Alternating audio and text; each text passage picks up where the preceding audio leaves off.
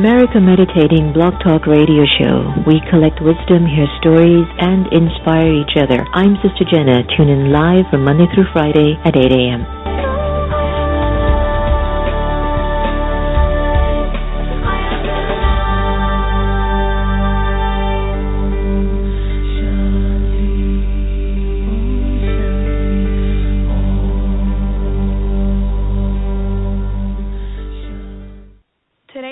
I learned a lot.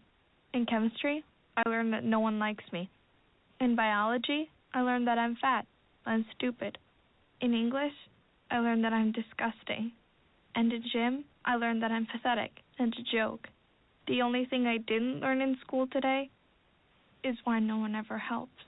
Kids witness bullying every day. They want to help, but they don't know how. Teach them how to stop bullying and be more than a bystander at stopbullying.gov. A message from the Ad Council. Hi, this is Valerie Alexander, author of Happiness as a Second Language. There is a small voice inside of all of us that speaks the truth, and life begins when you learn how to listen to that voice. And that's why I listen to the America Meditating Radio Show. Take a break, breathe. Why don't you visit the Peace Village Learning and Retreat Center, 518-589-5000.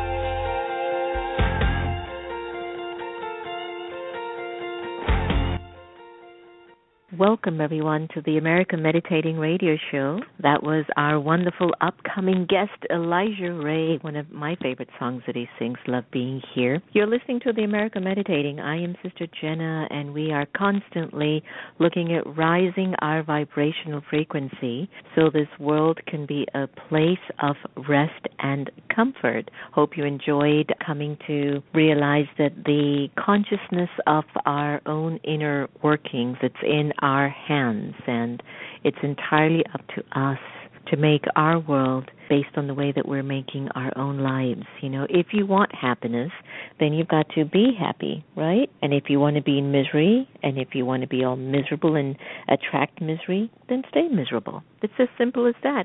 It's not rocket science here, folks. It's really just finding yourself from inside out, loving yourself from the inside out. Stay tuned. We're going to have Elijah Ray, a composer, singer, and a wonderful young man that I met in Kauai a few years ago, and he's just got a lot of good going on in his life. And before I go to Elijah, we want to go to one of his greatest fans in Washington, D.C., and that is the lovely, beautiful Sister Gita. What do you have for us today, Sister Gita? Om Shanti, and what a lovely morning. At last, the day has come. I am listening to this beautiful spirit, Elijah, singing as he did for me in Kauai. And here comes the memories again. Om Shanti, this is my wish for you, Elijah, and all that are listening, and for myself as well. This is my wish. Smiles when sadness intrudes. Rainbows follow the clouds. Comfort on difficult days. Laughter to kiss your lips. Sunsets to warm your heart. Hugs when spirits sag. Friendships to brighten your being. Beauty for your eyes to see. Faith so that you can believe. Confidence for when doubt enters. Courage, this is a big one, courage to know yourself and what you really want in life. Patience, to be able to accept the truth. Love, to complete your life. Have a pensive day, dear ones. Om Shanti.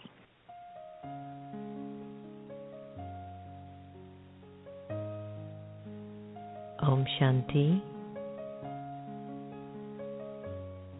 The time that we choose to be aware doesn't necessarily require me to just sit and meditate. But even while I walk and move around, I can be in a meditative awareness, which is awareness of the soul, the original, eternal, imperishable being of light. For a little while, I'd like to invite you to be present, to be here, and to be now. Allow your mind to settle in the moment, to relax.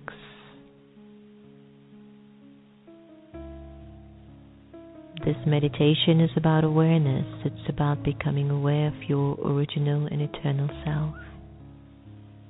It's about connecting to your truth.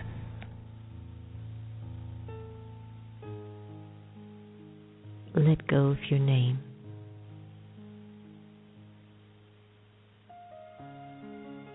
And observe yourself feeling nameless.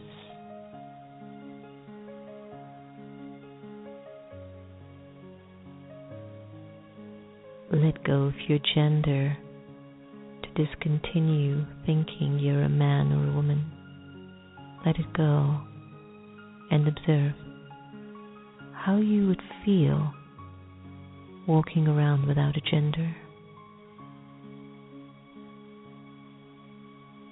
Let go of the role that you play and let go of the titles that you own.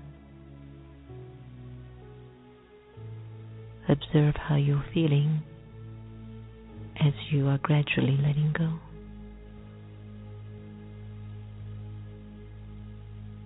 Let go of your religion and put it aside just for now.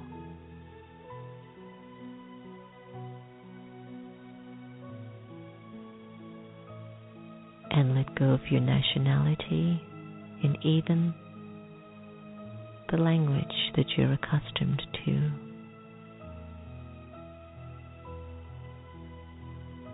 Imagine you have no name, gender, role, title, religion, nationality, or even a language.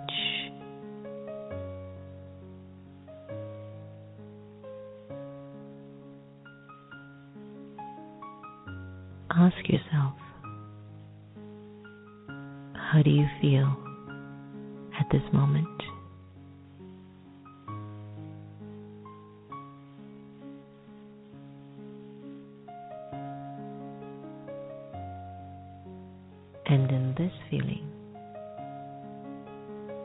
who would think of you? And who would you think of?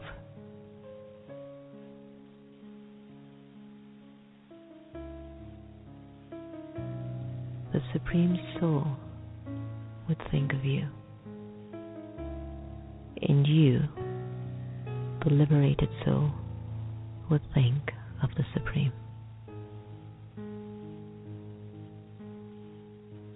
In this state of absolute freedom, I am truly who I am. A free, peaceful, pure, immortal, and eternal soul.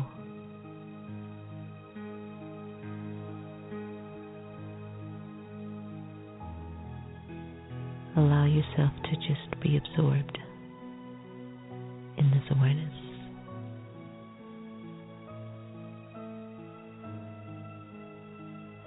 At this time.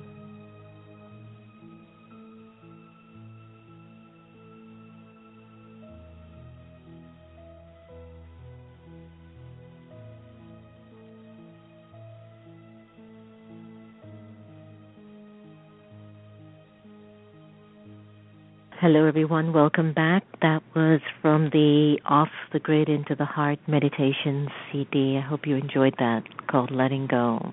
The American Meditating Radio Show is so tickled to welcome Elijah Ray. Elijah is a composer, singer, multi-instrumentalist, recording artist, and spiritual teacher, known for his pioneering heart and transformational music that crosses a wide scope of genres.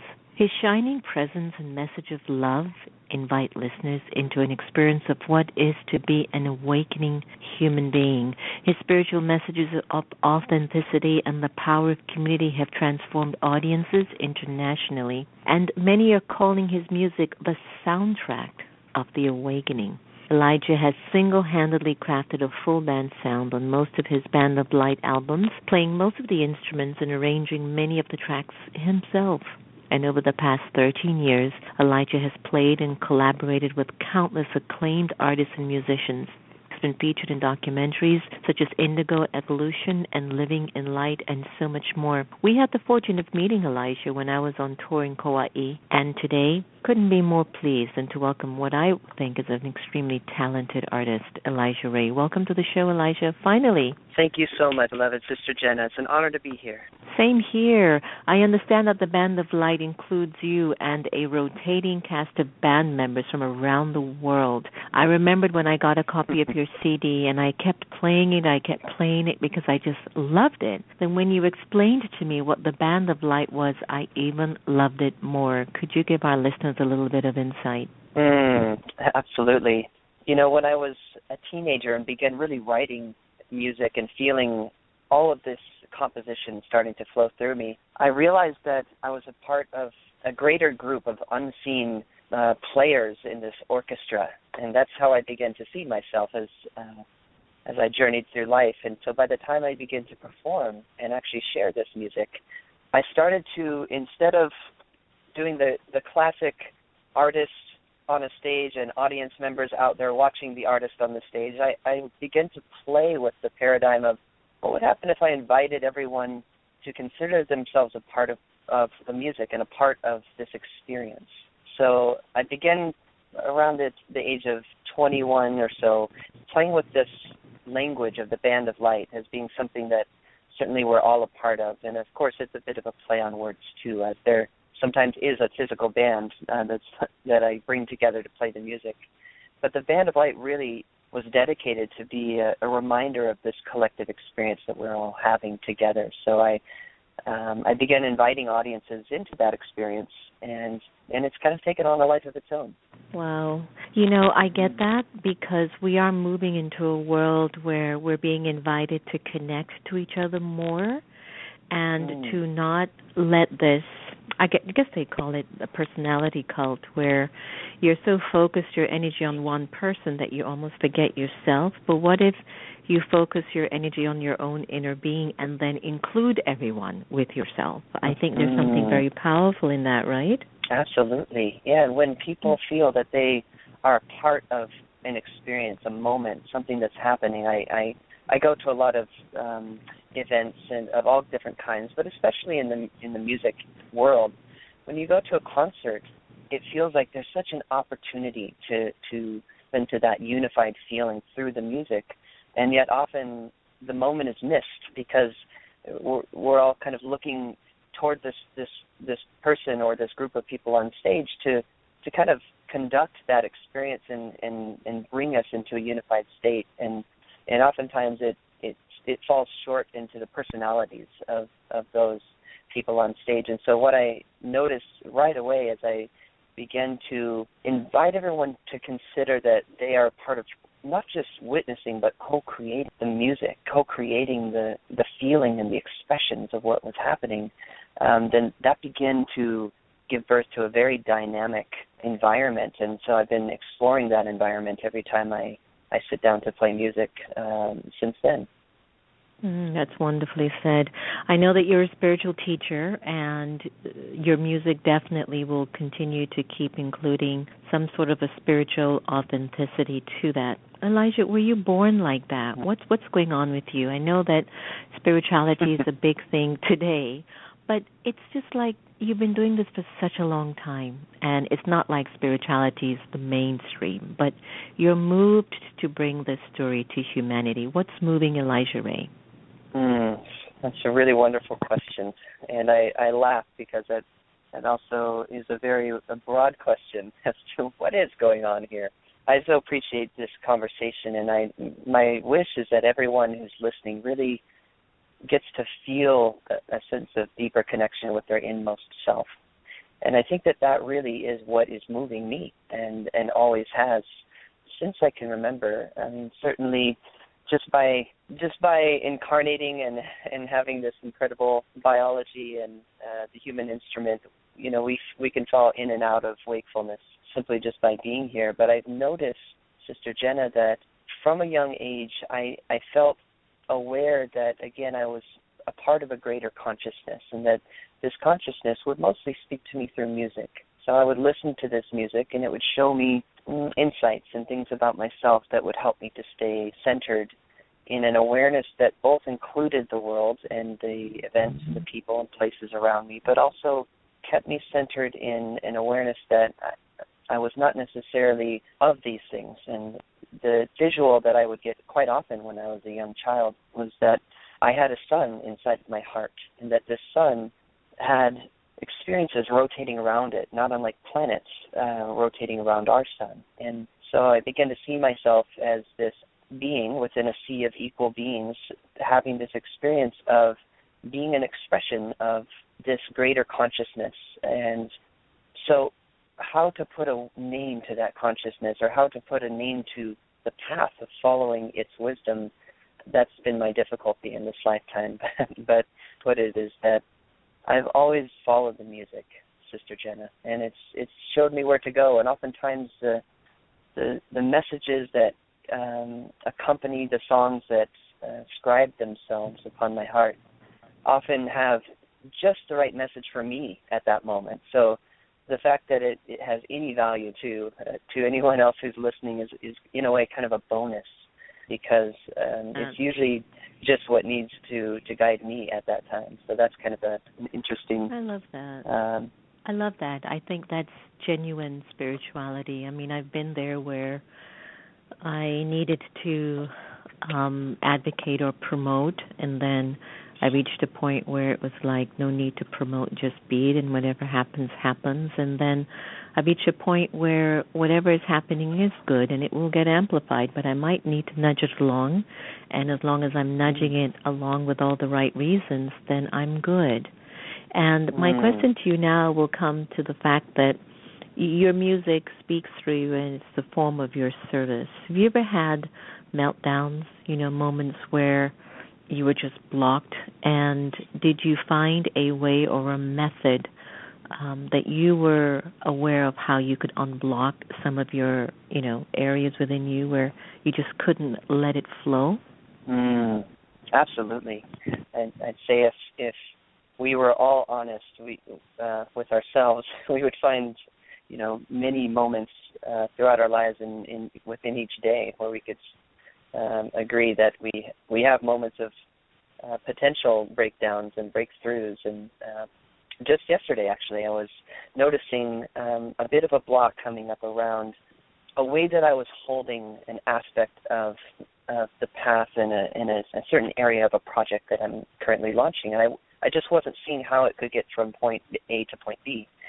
And I realized, and this is my answer to your question, that really if I take all of the words and all of the concepts off of, what it is that I think I'm trying to do or am here to do in a certain moment, and in the moment where I'm feeling frustration arise or these emotions that tend to block the creative process.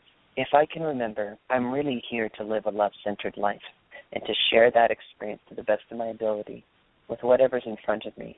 Returning to love, as cliche as it sounds, tends to be the most practical and consistent way for me to get back into the flow. When I'm feeling the flow is being diminished, it's usually because my monkey mind got in there somewhere. And so returning to that simple admission that I'm not here to change or to teach or to, manipulate the reality in some way, that I'm really just here to share love to the best of my ability, then I find the answers and the solutions that I was looking for usually come from that way. I like that. The monkey mind, which I might call the sanskaras, which are the sum total of all our life experiences, are just hopping all over the place because I can't sit with them anymore. I'm not comfortable in sitting with my past, and I'm not comfortable with sitting with my deceptions. So then it hops all over the place until I find the courage to say, okay, this is what that is, but this is who I am, and life moves on. I understand that you're going to be releasing a new album in 2016. Could we get a little bit of a peep about how that's coming along and what we can expect? Yes, absolutely.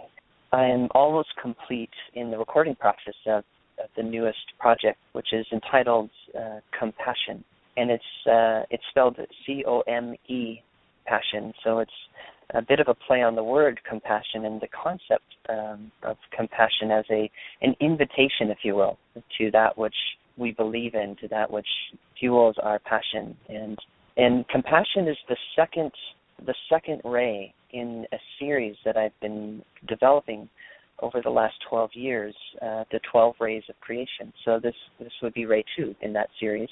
I released Ray 1, We Are Here, back in 2008, I believe it was, and took a break from the series to produce quite a few other different projects. And so now here we are about to release Ray 2 in 2016. And what I can say about this particular collection of songs is that it has a specific frequency that is of what we could call the sapphire frequency, because I'm really enjoying playing with music and sound as light and looking at these themes in our collective journey. And the theme of this album is compassion. So, of course, there's a lot to be shared about the content, but rather than spoil it, I'll just say that it feels like the most raw and humble and coherent group of songs that I've ever released at this time. So I'm very excited to share what I feel is an album that people from just about any walk of life will find something in its treasure chest to connect to. Well, we can't wait to get a hold of that ourselves. Elijah, it was great having you on the air with us today. It was long overdue, and I usually like to ask some of my friends on the air to leave our listeners with a favorite life quote that's been inspiring and empowering their own lives. Have you got one for us today? Yes, I do. I invite everyone to take a big, deep breath with me. I'd like to share a quote by a beloved teacher named James. And I believe that our role is not to change the world or teach it to be better, but our role is to live a love-centered life and to share that love with everything in our local universe. Namaste. Fantastic. Elijah, thank you so much for joining us, and all the very best on your upcoming album. Thank you so much, Sister Jenna. Many blessings to you. Wow, what a quote. Your life is not about living to change the world, but it's about living a love-centered life. And when you think about it, if you are living that, you have impacted the world because the world is thirsting for love, wouldn't you say? Please contact Elijah on his website at The Elijah Ray, and that's The, T-H-E, Elijah, E-L-I-J-A-H,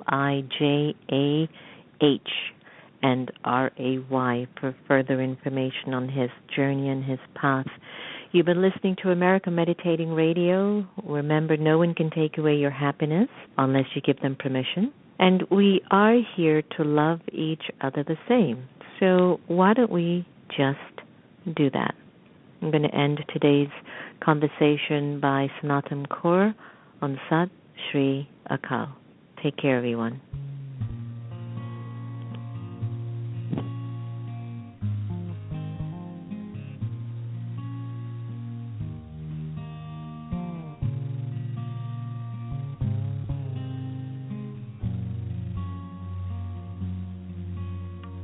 Sat Shri